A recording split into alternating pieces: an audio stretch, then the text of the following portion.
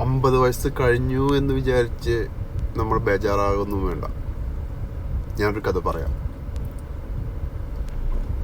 60ാമത്തെ വയസ്സിലാണ് നമ്മൾ ഈ കാണുന്ന KFC യുടെ സ്ഥാപകൻ കൊളോണൽ സാൻഡേഴ്സ് സ്ഥാപിച്ചത്.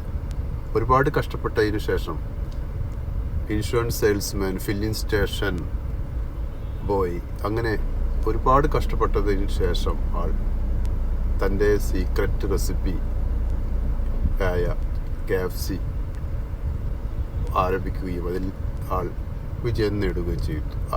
തൻ്റെ 73ാമത്തെ വയസ്സിൽ ആൾ ഒരു ഗ്രൂപ്പ് ഓഫ് കമ്പനിക്ക് ആ KFC വിൽക്കുകയും ചെയ്തു. എന്നാൽ ഇപ്പോഴും അദ്ദേഹത്തിൻ്റെ ചിത്രമാണ് KFCയിൽ ഉള്ളത്. അതുകൊണ്ട് നമ്മൾ ബേജാറാകൊന്നും വേണ്ട. 50 വയസ്സ് കഴിഞ്ഞാലും